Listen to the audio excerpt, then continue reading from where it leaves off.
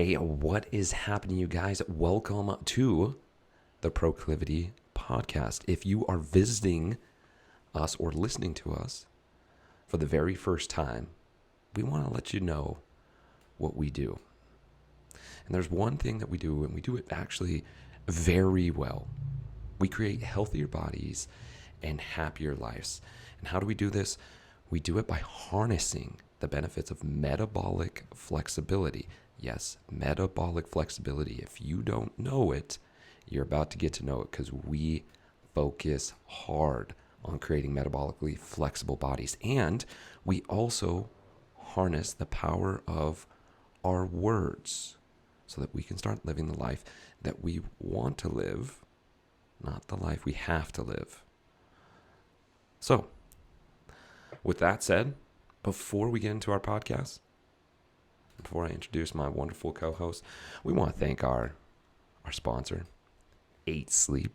8 Sleep is the world leader in sleep performance and technology, helping you fall asleep faster, stay asleep longer, and wake up more refreshed and energized.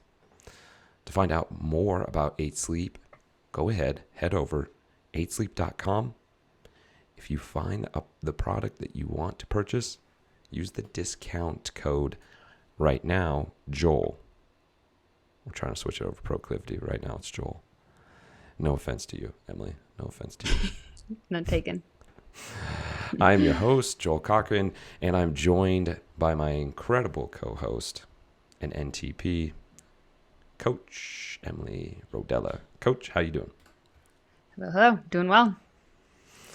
Could be doing better. I didn't get great sleep last night. That's what I was going to ask you. Emily, how did you sleep last night? Yeah. It was so funny because we did the Instagram live last night on sleep, and then it took me quite a long time to fall asleep. I did not do my normal nightly routine. Yes. And you know why? Because we were sitting there all stimulated, talking about work, looking at blue screens, not having our glasses on, like yada, yada, blah, blah, blah. And for people like you and I who really focus on our sleep hygiene, when we get off on that one little thing can tick us in the wrong direction. So you had trouble getting to sleep last night? Yep. And what did you do? Did you just... I started counting backwards from 10,000. And I restarted that about 10 times. Yes. I would lose track, and then I would fall asleep and then get woken up again. Yes, and then back to... Yes, you guys. Yeah. The 10,000, we'll talk about that later. It's the secret. If anybody has trouble with sleeping, going to sleep, falling back to sleep, the 10,000. We should trademark that or something, Emily. I agree. We'll see. I'm going to talk a little bit about my sleep. Yes. How was it? It was great when I fell asleep. But as you know, I like being a test subject, right? I like testing on myself. Guys, if you're listening, I wear a Whoop. If you don't have a Whoop, let us know. We can get you hooked up with a Whoop as well. But it's a biometric device that I wear on my wrist to be able to track my heart rate variability, my resting heart rate, my recovery, so on and so forth. And so after our Tuesday Night Live, and if you don't follow us on Instagram, hit us up, proclivity.co. We do a Tuesday Night Live where we go live, Emily and I, and we talk about real deal stuff. We were inside my house yesterday. It's a lot of fun. Saw how Joel slept at night with his pillows. Yeah, you guys, you can check it out. I went through the posture of how you should put your pillows, and then Emily put her. The pillow behind the shoulder. That's a great one. Yep. Y'all don't know. Y'all don't know about the pillow game. Get caught up. But anyways, I decided, you know what? Why don't I rob myself of sleep? Great. Let me be the test subject. So, guys, I didn't go to bed till 2 a.m. Didn't get up until 6:30. On my Whoop data, I ended up with four hours of sleep, total sleep. This is tracking the sleep in which I was actually asleep. 19 minutes of actually being awake, hour and 45 minutes of REM, which actually is solid for, and we'll talk about why that REM state is there, but REM was an hour and 45. Slow wave sleep was under an hour at 56. So 4 hours of sleep. I had a 12% recovery. Guys, recovery is 0 to 100%. That's bad. This bad. It's in the red. If that's not worse, if that's not bad enough, my HRV, which your HRV is, it depends on the individual, but my HRV is at an all-time low at 40. What is it normally? In the 70s. So, big drop. I was at 79, 80, 78. Then I dropped down to 40. Boom. My resting heart rate, which is usually in the low 50s, is at 61. Okay, so this is immediate feedback, biofeedback that's happening right now live. And the reason I did this is last week, if you guys missed our episode 38, we talked about fasting. Last week, this time, I was on a 3-day fast. And everybody, I shouldn't say everybody, that's binary language. I don't use binary language other than what I just did. Last week, I had a lot of people going, no, not eating, that's just not healthy. Nope, I couldn't do it. My performance would completely drop. And my big thing, coach, these days is, who told you that? That's my question now. To coaches, to everyone, who told you that? And when they have to start going back in their Rolodex of where they actually got that information, they're not getting it from very credible places. You know, like my grandma told me, or, you know, my buddy's friend told me. I'm like, okay, well, we need to vet that just a little bit more. Mm-hmm. But my point to this, guys, is I just gave you those numbers of the lack of sleep. And people were telling me fasting, it can't be that can't be healthy for you. To give you a comparison, last week at this time, my HRV was at 103. Higher HRV is good. I'm at a 40 right now. Okay. My resting heart rate was at an all-time low at 42. So 42 compared to 61 today. We're talking massive percentage shifts from a week ago. From doing something in society, which is like, whoa, you don't eat, that's so bad, it's not healthy, you're going to wither away, and so on and so forth, to actually what most people do, which is in a chronic state of lack of sleep, like losing sleep. So what I'm doing is more normal, deemed normal, right? But for like you and I, if we're not getting 8 hours of sleep, that's terrible. Do you agree? I 100% agree. Not the same person. Not the same person. I don't recover the same. My workouts aren't the same. My clarity of mind is not the same. All of it. Now, if you guys are sitting here right now and you're like, okay, well, you got some hard data, but it's not good enough. Okay, fine. Let's move on to some more data. All right, before we jump in to what Emily and I are going to talk about. I'm going to give you some stats, guys. 5 hours or less. Okay, this is 5 hours or less of sleep. This could be single or multiple nights of 5 hours or less of sleep. If you're a guy, and I talked about this last week, about when you are fasting, your HGH levels jump through the roof. Okay, human growth hormone, that's what's responsible for you getting the muscles that you want. If you sleep, men, 5 hours, and women, 5 hours or less of sleep, multiple nights in a row, your testosterone levels drop to that of 10 years your senior. Right? So you're losing, you're like coming down to like testosterone levels. Your testosterone levels are dropping. Okay? Massively. That's not going to help with your workout. That's not going to help with your sex drive. That's not going to help with your hormone balance. That's not going to. Okay? If you go 2 days before you're about to get a shot, say, COVID vaccine shot, the flu shot, your immunity, it reduces your immunity by 50%, meaning that shot will be 50% less effective when you have multiple days of 5 hours of sleep or less.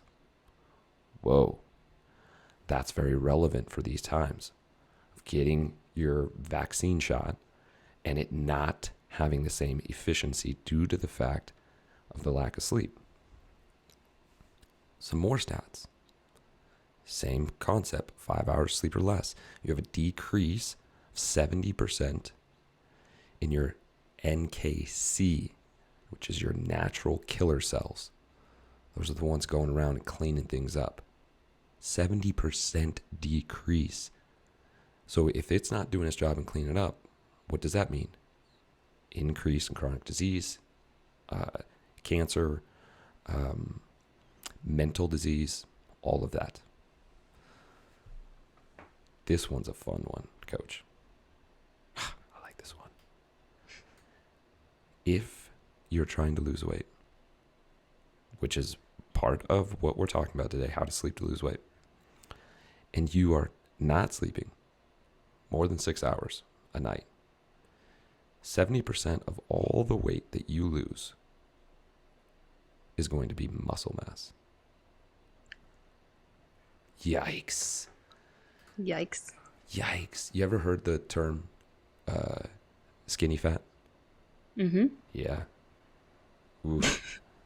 That's No one wants that. That's what you're doing when you're not getting enough sleep. But how many people are out there trying to wake up 4 o'clock in the morning? I'm going to go do cardio for 60 minutes and drop my calories as much as I can, have a massive hormonal imbalance, and only get 6 hours or less sleep. You guys are ravaging your body. Meanwhile, last week when I was fasting, in which everybody was like, oh, dude, you're going to be dropping all your gains. Your gains are going to be gone. I went into the gym and deadlifted 405, just to make a point. I don't believe my gains went anywhere, Coach Emily, 405 pounds, but who knows? Maybe it was just luck. You guys. I don't know. Is this science? Are we giving you objective data? I don't know here. So those are a few stats, you guys, amongst so many others. I mean, all right, I'm going to have to take a break, Coach Emily. I'm going to pass it back to you because I can get fired up about sleep like I can get fired up about eating. Mm-hmm. And so I'm going to let the cool come in. You're like the cool breeze. Okay, that's going to come in and just calm me down. To you, how important is sleep? Sleep is above all else. I will say I'm not perfect at it as an example of last night. But it is the number one thing. If I am struggling in any area, it is the thing I look to first when adjusting my daily routine. It is foundational. I just heard someone say this, like it's not even a pillar of foundations. It's before that. It's you cannot make change, especially in regards to health, unless you have your sleep as a priority. So it's number one to me. Yes. Because guess what? How many days can we go without food? Dependent. We'll say 40 days. 40 days you can go without food. You guys are trying to get hot and heavy on me because I didn't eat for 3 days. How long can you go without sleep? It's a good question. It's not long, though. It's not long, you guys. The Guinness World Record, okay? They let people do crazy stuff. Like the guy from Red Bull that went out into outer space to have the longest skydiving jump. The dude was in a freaking astronaut suit, and he broke the sound barrier with his body. They said, thumbs up, jump from outer space. But when it comes to sleep deprivation, they refuse to acknowledge it. They will not say that there's a world record, and they have no parts of it. That's how dangerous going without sleep is. That should give you a sign. Wait a second, I can go without food, I can go without water. Go 24 hours without sleep. Go 24 hours without water. You'll still function throughout your day. You'll feel cruddy, but you'll go. Go 24 hours without food, no problem. Go 24 hours without sleep, you start losing your mind. And there's plenty of research out there, different test subjects, who literally lost their mind. They tried to go multiple days, and they never came back. It was the mental switch that flipped them over to Alzheimer's or mental disease. You guys, going without sleep is dangerous.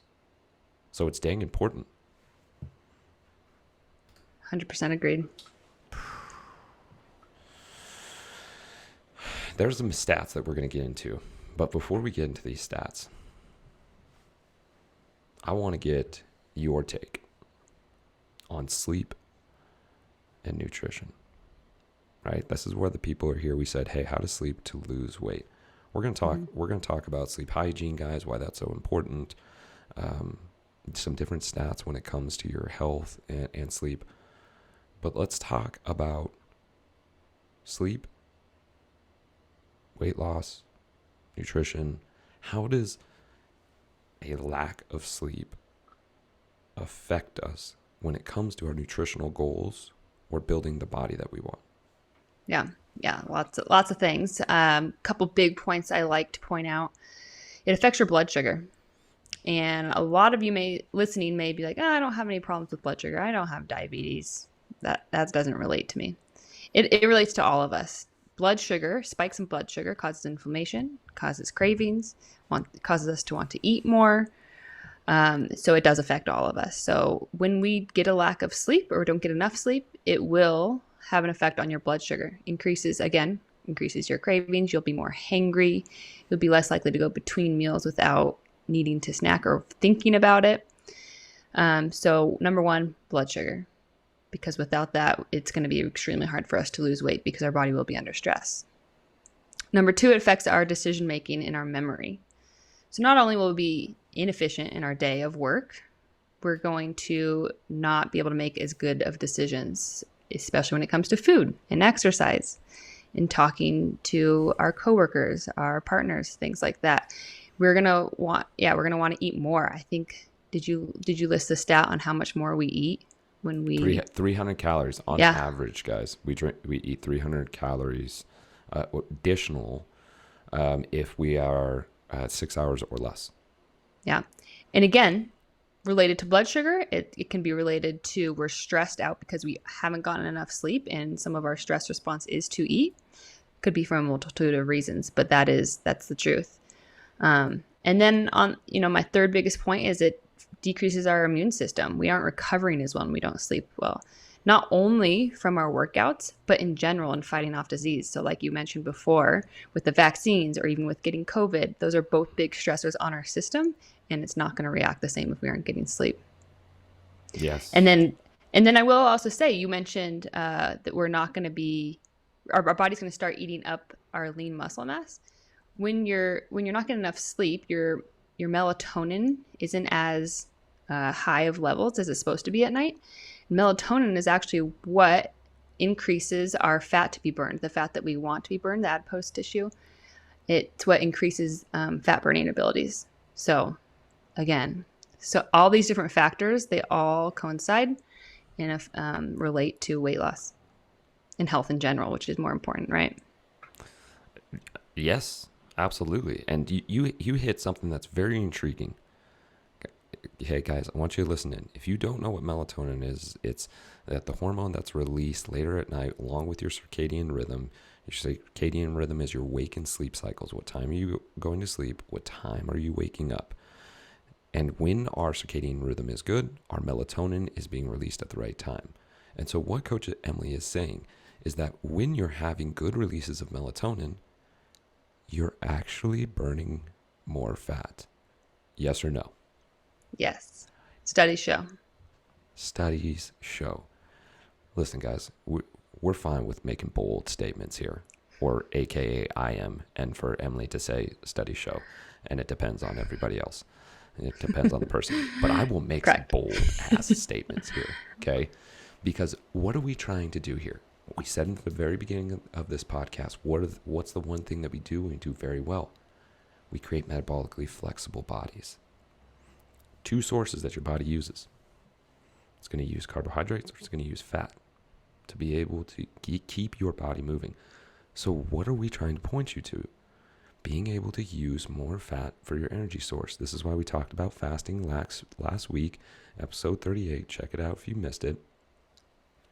This is also why we're talking about sleep and the importance of sleep and being able to release melatonin. And when melatonin's released, it's burning fat. Oh, that's right, metabolic flexibility. Yes, you guys, if you don't have metabolic flexibility, you are going to be struggling. Okay? And so that is a very strong point that you made, Coach. And one of the things that I want to follow up with that, of exactly what you were talking about, right, is that studies show, and a lot of this information, guys, that I'm getting this from is from the book Why We Sleep by Dr. Matthew Walker. If you have not read that book, this is a great book for you to read in terms of pushing you towards deeper sleep. Now, if you're dealing with insomnia, I would actually say this is not the book for you to read, because there's a lot of scary stats that are in here that can actually ramp you up. Remember, we're the only species on the planet that can create the sympathetic response, which is the fight or flight. I'm getting chased by a grizzly bear, with our thoughts and with our words. And this is why it's so important in proclivity, why we focus on the power of our words, because they can take us to the destination that we want. They either can be used for us or against us. Okay? But I digress. The stat that I wanted to give you guys is that when we lose sleep, 6 hours or less, our sweet cravings go up by 40%. That's due to the fact that there's some frontal cortex stuff that's going on in which they've measured, and it shows, and they did this by showing slides of food, really tempting food. And when someone who had less sleep, their craving towards that food was much higher, right? So that's how that were able to get that data. And Emily also talked about blood sugar levels. This one's real interesting. 4 hours of sleep or less for multiple nights can induce a blood sugar level that would make a doctor classify you as pre-diabetic. 4 hours of sleep for a couple nights, you're all of a sudden pre-diabetic. For that same thing to happen, you'd have to put on 20 pounds of fat for those numbers to be the same. This is wild stuff, you guys. I'm throwing out these numbers, and of course, if you're interested about these stats, you want to dive deeper, right? Because we're the ones that also say, who'd you hear that from? And I'm telling you who we heard it from. Matthew Walker. This guy is the expert when it comes to sleep. Was a professor at Harvard. Now he's a professor at UC Berkeley, right? Goes all around the world. This is a really intelligent guy to be able to listen to, and we'll include some stuff in the show links as well when it comes to Dr. Matthew Walker. But these stats are just pointing towards what we're trying to tell you guys, which is if we're not sleeping, things go really freaking awry. And we talked about sleep hygiene. We did it on our Instagram Live last night. Why is sleep hygiene so important, and how does it affect our eating habits the next day? So we talked about the levels, what's going on with the body. What do you usually see with your clients when we don't get enough sleep? What do you usually see or people report doing? Yeah, this is similarly of what I just mentioned, is they will reach for the more hyperpalatable foods because our circadian rhythm is going to be off, which means our cortisol they're at wacky levels, which can increase cravings because of that stress response. So reaching for the hyperpalatable foods like the packaged foods, processed stuff, if you're in the office, the donuts or whatever it is next to you is going to be much more appetizing to you if it wasn't already before. And so as far as sleep hygiene, meaning usually that just means your sleep routine at night. It really, honestly, your sleep routine starts in the morning when you're waking up. So making sure that you're getting enough light exposure in the morning, because that affects our hormone levels, which affects that melatonin increase at night. Eating your dinner early enough so your body can digest it and then rest, so then your body can be put to sleep more restfully.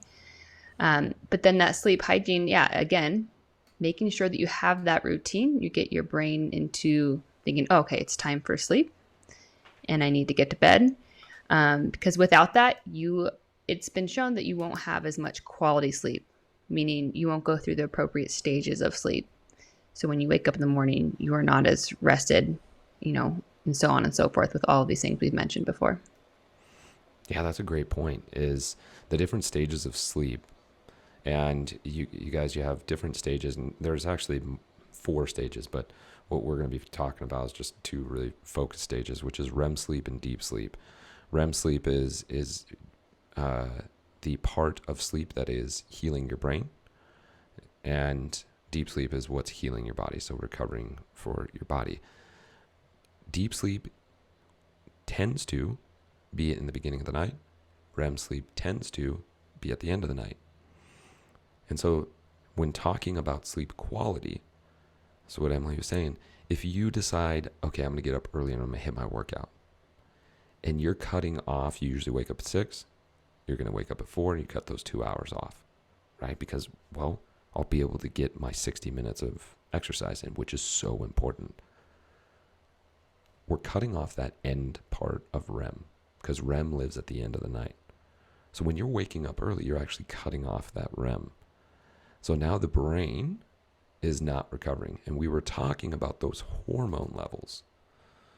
And there's 2 specific hormones that are that regulate your hunger and your satiated levels. So I'm satiety levels. Thank you, satiety. So I feel hungry or I'm totally good. I feel full. And those 2 hormones are leptin and ghrelin. And when you go 6 hours of sleep or less, you cut that REM sleep short, then those 2 levels start going wacky. So just so if people don't know, what is ghrelin, what is leptin, why are these hormones important? And we can even tie it into those 300 additional calories that we were talking about before with understanding these hormones. Because a lot of people talk about hormones, right, Emily? It's like, my hormones are off. And I always like going that. I'm like, okay, who did you hear that from? Because you're just throwing out that your hormones are whacked. Or maybe you're just not getting sleep, which is true. Their hormones are probably off. But go ahead and explain to us this process of these 2 hormones. Right. So when people do say their hormones are off, they're probably right, honestly. Yeah. But people, when they say that, they're thinking, oh, my hormones are off. And that's their excuse. They're not just off randomly. You're not born with them being off. It's because of our health habits, whether it be sleep, nutrition, stress management, all those things. So that then we have to see what's the root cause of that. And it could be a multitude of things. But today we're talking specifically about sleep. And so when we don't get enough sleep, we have these hunger hormones, these hunger cues that regulate our appetite. And so again, ghrelin and leptin, and then again, people will be like, oh man, it's so hard for me to stop eating those hyperpalatable foods once I start eating. So it relates to this. It's not always just motivation. It's these hormones that are at work in your body and brain that are telling you, no, eat more, eat more. And that is, so ghrelin, it'll increase when you have a lack of sleep because it's like, oh, I'm stressed out, I need fuel. So that will increase. And so it's, again, not just your willpower. It's actually the hormones in your body telling your brain you need to eat. And then leptin is the one that decreases hunger. And so those will rise and fall depending on the day and your hormone levels. But that, again, those are relating back to how much sleep you got. Where's your stress levels at? How much exercise are you get? And again, that depends the person on what levels you need, and where your stress is at. Does that make sense? Yes, it makes a ton of sense. And if you guys are starting to follow along, right, exactly what Coach Emily is saying is that it's not this willpower thing, right? We do this willpower thing, and this is where the words come in, guys, because you're fighting against your body. Our body naturally wants to get 8 hours of sleep. But naturally, if we took away time and you didn't have to show up to work and you didn't have to wake up with the kids, you didn't have to do all these things, your body naturally would want to get anywhere between 8 and 9 hours of sleep. Just naturally. And when your body gets that, these hormones balance out. But since these hormones aren't balanced out, then we start getting this fluctuation where we start just having this tendency to want to go, eat all these foods, right? Because our ghrelin and our leptin is off, our melatonin is off, our cortisol levels are off, all these things are off. And then we turn around on ourselves and we start beating ourselves up. Oh man, there I go. I ate so bad today. My food was so bad today. And my question always to everybody is like, what, your food was bad?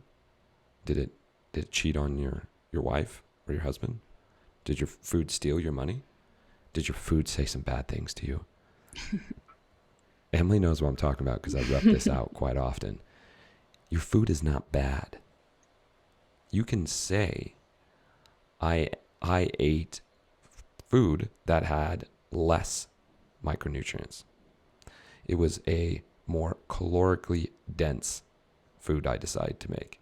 When you take out the drama, you guys, because guess what? If you're listening to this, you're dramatic in the way you speak, and you have no idea. Particularly if you're using words like, my food is bad. Or say you're an athlete and you're listening, you're like, oh, I got a bad knee. You got a bad knee? What did your knee do to you? Oh no, I had ACL surgery, and at times when I do this squat, I have tenderness in the point part of my kneecap. Got it. Now what are you doing? You're creating a clear vision of what does and doesn't create pain, what foods you do and do not like, what foods create energy and what foods take away energy. When you start clarifying that in your mind through your language, now we have a clear path to the destination that we want to go. Okay, so there's two pieces and parts of this. One, understanding that your hormones are going to be in balance when you are not sleeping. The second thing is knowing that what you say will give you a depiction of who you are, and making sure those words match up with where you want to go is very important, instead of looking in the rear view mirror or driving you towards a depiction of you being a failure or never being able to succeed. Okay, those things are important. Love it. So let's recap a little bit here. We've talked about some hormones. So how can people start losing weight with sleep, and why? How can people start losing sleep or losing sleep? This is what happens. You guys sleep for 4 hours, okay? REM's off, right? Brain's not as sharp, okay? Deal with it. How can we lose weight with more sleep, and why? What's happening? Yeah. So number one, start getting into a sleep routine, which may mean for some people is better, having more structure in your day, in your week. And it comes down to prioritizing it. That is where I struggle as a coach, is making sure when I have a new client, I always ask about sleep and stress first. Because if I cannot, I hope I don't have to convince them, but I will educate them on sleep if need be. But hopefully they are able to prioritize that, because without that, I can only get so far. And so one, it comes down to prioritizing the importance of sleep and making sure that's a value in someone's life. And then working on our daily and weekly structure, making sure we have a set time of like, okay, I'm going to eat dinner at this time, which means I'm going to get to my sleep routine at night at this time. And I'm going to get into bed and get that 7 to 8 hours of sleep, or whatever it is for you that you feel optimal at. Yes. And so when you get into that more optimal state, and I totally agree with you, Coach, I'm actually to the point of sleep is the most important thing. I work with a lot of business, CEO, high chargers, and my first thing is I can actually reduce your stress by giving you, when you get 8 hours of sleep, guys, anybody listening, how quickly does your stress go down? Massively. Oh yeah, much further. You still could have the same stressors in work, same stressors in your family, same stressors in everything else, but you get 8 hours of sleep, boom. Hypothalamus is different, right? Your brain's reacting different. We've cleaned up all the mess and garbage that's happening up in the brain. We are thinking clearer by just getting 8 hours of sleep, right? So with that, we now have a more clear day. And because we have a more clear day, we make better decisions. With those decisions, we're able to lose more weight. What are those decisions that we make, along with those hormones that we talked about, to be able to get us to a point of showing the people, yes, great sleep equals better body composition and a metabolically flexible body. Right. So I think I understand what you're asking is, what are the steps to get there? And to me, is that right? Yeah. Well, what is the? We talked about what's going on in the body, right? And so now we know with the lack of sleep, with having good sleep, what are all the things that start happening in terms of melatonin, ghrelin, leptin, our cravings? What's that day going to look like for somebody differently if, boom, they wake up today, 8 hours of sleep? Right. Yeah. Yeah. You wake up, you're feeling more energized, not like, oh, so slow, lethargic feeling. You're waking up energized, ready to start your day, because your cortisol, in a perfect world, and this is the whole point of getting quality sleep, your cortisol is at its highest in the morning. And so cortisol is a good thing in the morning, especially because it helps get you going for the day. It gives you that push, like, okay, let's get this day started. I'm energetic. Let's do this. So cortisol, it should be at its highest in the morning. And then slowly throughout the day, it decreases, and melatonin increases at night to help get you to sleep. So we're energetic in the morning, and we are going about our day. We're hopefully getting some sunlight exposure. We are able to maybe forego or delay breakfast a little bit and still have energy. We're not having those cravings. We're making those good decisions. We have mental clarity. We're driving to work and making sure we are getting there safely by paying attention better. Because another stat is, when you get less sleep, then you're way more likely to get into a car accident. It's similar to being, driving drunk, basically. I think there was a study done where they changed the school times for a school, and they changed it to an hour earlier, and accidents around the school increased by some crazy percentage. I think it was around 60%, just by changing the time of day of school start by an hour earlier. So you're going to be way more alert, going to be making better decisions, at work, or being more present with your kids or your family, things like that. And when you do eat, you're going to be more satiated. Your hormones are going to be better off, and you're going to be able to go longer between meals. You're going to have less hangriness. You're going to be more energized. You're less likely to have that afternoon energy slump, because again, your body's functioning optimally. Because And then when we those ghrelin and leptin levels are now doing what they're supposed to be doing. Right. Yep. And then our blood sugar is stable as well. Yep. So all of that is all super synergistic. They all work together. And we're able to go throughout our day, not always thinking about food, not always thinking about, oh, I need a coffee or a sweet treat, or I need to take a nap, or you're not irritable, right? So it's all these things are going to go much, much more smoothly. Your body's going to be less stressed, less inflamed, and it's going to be able to use more fat for fuel, which is, again, what we're talking about with flexibility. Metabolic flexibility is being able to use fat versus sugar at any given point. When you are sleep deprived, it's not going to be able to do that as well. Boom. There it is, you guys. We're talking about being able to have a metabolically flexible body. There's multiple different avenues that get you to a metabolically flexible body. It's not just being able to go, oh, eat less carbs. I mean, yes, that's one piece and component.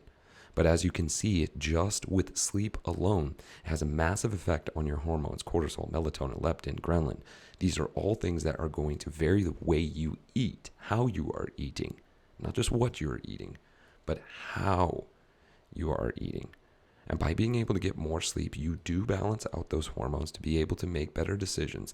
Tie that in with a great self-talk of being able to recognize what you are saying throughout the day when it comes to your food and yourself. Now you start becoming, what I like to say, superhuman. You start becoming a superhuman. And that is a fantastic thing to be. Do you agree? I agree. You start accomplishing your goals, living the life you want to live. Yes. Creating healthier bodies and happier lives. That's just what we do. That's just what we do. Okay, guys. Coach, I want to dive into the 3 best ways to get better sleep. Okay. There's no doubt about it, guys. You are shooting for 8 hours of sleep. If you want to track your sleep, you have 2 options. 1, get an 8 sleep pod. This will not only help you with your sleep, as studies shown an increase of 20% and more of deep sleep and REM sleep, but it will also track your HRV, resting heart rate, movement throughout the night, body temperature, so on and so forth. Incredible piece of technology that really gives you the feedback to start understanding the things that you do before bed and how they affect your sleep throughout the night. I even, last night, ate something before bed just to see how much more I can screw myself up. My heart was beating throughout the night as my body was trying to process that food. Terrible idea. Even though I knew it, I wanted to go full in. And sure enough, 12% recovery, the worst HRV I've seen in months, and the worst resting heart rate I've seen in months. Is it weird? No, it's not weird. It's science. Get with it. Mm-hmm. But being able to have a 8 sleep pod or a Whoop to be able to track your data and shoot for those 8 hours, then you'll really start knowing it's not just being in bed for 7 hours or 8 hours. Quantity and quality are not the same. We want quality sleep. When we get quality sleep, that's why even last night I was able to get almost 2 hours of REM sleep on 4 hours of being in bed or sleep, which for some people, they can be in bed for 6 to 8 hours and still not get 2 hours of quality sleep, of REM sleep, excuse me. And so being able to track that and know the things that affect you is really important. So what are the 3 steps for somebody, say they have a Whoop or they have an 8 sleep, they're ready to track their sleep. What are the 3 things you would suggest to them when it comes to getting a better night's sleep? Yeah. It's super. For me, it's hard to narrow it down to 3. But if I had to choose, I would say number 1, get a consistent bedtime. Yes, you have to. Yeah. Because that's what we do. So number 1, get a consistent bedtime, meaning pick a bedtime where you have plus or minus 15 to 30 minutes around it to be a little bit flexible. But you're going to have that bedtime set in your mind. I'm going to get in bed. For me, it's 9 o'clock. I want to go to bed, be in my bed by 9 o'clock. Because I know for me, it takes at least a half hour to fall asleep, if not longer some days. So get that consistent bedtime routine, And for me, in order to get to that bedtime, get into my bed on time, I have to make sure I'm eating dinner on time. So you have to figure out what works for you as far as your schedule goes. So being disciplined in your schedule, that consistency in that bedtime is going to set your circadian rhythm up for success, meaning it's going to have that more natural rise of melatonin at night, which helps you get sleepier and fall asleep much better and quicker. Mm-hmm. So that'd be number one. Number two, and these are simple yet very effective, making sure your room is at a cooler temperature. And because in order for us to, and this is what 8 sleep helps with, is it helps with your regulate your body temperature, and that rises and falls throughout the night. And so that can help regulate that. That is a huge reason why I wake up in the middle of the night, because I'll start to get hot or too cold, and that's what wakes me up. So that's why I think that is super important. I recommend having your room temperature between 65 degrees and 68 degrees. I like it a little bit on the cooler side. So that's number 2. And number 3, I would say making sure your room is completely dark. Light, there's a lot around light exposure as far as during the day, what you can do during the evening in your evening routine. But at minimum, when you are sleeping at night, making sure that there's no bright lights shining at you. You have your blinds down. There's alarm clocks and all the things that have the lights that I literally can see them through my eyelids. So I put black tape over them. So those would be the top 3, but I could go on, with at least a couple more that are almost equally as important. Sure. And we could rattle out multiple different things in terms of, having a lighter meal and eating 3 hours before bed. We could talk about creating the that'd be my next appropriate nighttime routine of an hour before bed, shutting off all electronics and being able to get into lower light, stretching, music, meditation, breath work, any of the things that's going to pull us into a more parasympathetic state to get us ready for rest. Guys, if you struggle with sleep and you need help with sleep, this is what Emily and I do, because we know that it creates metabolically flexible bodies. And so it's such a vital, important piece for both her and I. We wear glasses that block blue light throughout the day so that we stay in a good circadian rhythm. We do funky, weird things like put tape over our mouth so we breathe through our nose, so that we have a better process of having an oxidative body that has the oxygen we need to burn the fat. We get geeky on this stuff, and we can help you. So if you are struggling with sleep and you're ready to be able to get those hormones balanced and get into a metabolically flexible body, reach out to us. Let us know. You can visit us on www.proclivity.co, C-O, not C-O-M, C-O. You can reach out to us on Instagram at Emily Rodella or Joel Cochran _. You can reach out to us, email joel@proclivity.co or emily@proclivity.co. Again, this is what we do. We create metabolically flexible bodies and happier lives. We harness the body's own ability to burn fat. We teach you how to do that. And we also teach you how to use the power of your words to be able to create a clearer and more precise image of who you are and the life you want to live. We do this in I'm going to say groundbreaking, because it is. Nobody else is doing this. 12-week program that focuses both on mindset and your body. It literally is, guys. We create healthier bodies and happier lives. We've done it, and we've done it multiple times, and we're going to keep doing it. You either can get on the train or you can watch us pass by, because either way, choo-choo, we're going to keep going. Love it. What do you think? Super excited. I love this. So this is why we started the company. Yep. The part that you do, the part that I do with nutrition, they're both 100% necessary in making sustainable change. So I'm excited. We're like Batman and Superman, not Batman and Robin. Robin's not good enough. We're like Batman and Superman. Okay, 2 of the most badass superheroes. And if there's one's great, but together. Get out of here. All right. You guys, you've listened to us long enough here. We really appreciate you coming on and listening to us on the show. Again, if you guys liked the show, please like and subscribe. Tell your friends. Share it with other people. If you haven't yet, we have a private Facebook group, The Proclivity Method. on Facebook, go ahead, head over there. You can join the group. We share information such as blogs. This is where we go live, so you can watch us live. All our content information is delivered there first before it's delivered anywhere else. So if you want firsthand information of what we do and how we're doing it, that is the place to go. Follow us on Instagram, proclivity.co. You can follow Emily at Emily Rodella, and you can follow myself at Joel Cochran _ Coach, anything else before we sign off? Nope. I would just say, yeah, if you have any questions, reach out. But I would say first step, start making it a priority. Not doing a test on your body and sleeping for 4 hours. You could do that too one night if you really want to see the data. Yeah. Yep. And there you go, guys. I gave you the data. You're welcome. Okay? Yeah, he did it for you. I did it for you. That's what I'm willing to be, the sacrificial lamb. Don't ask me what I was doing until 2 o'clock in the morning. You guys gotta get to know that. Okay? But I stayed up until 2 and ate something right before bed. Terrible things. And I had some sugar. I had some cookies. What are you gonna do when you usually go to bed at 9:30? You know what I'm saying? Like, you're gonna find things to do that's just like, well, we talk about leptin and ghrelin levels and so on and so forth. I'm like, man, cookies are gonna happen. Anyways. All right, you guys.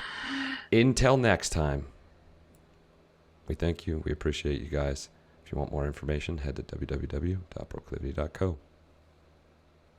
See ya.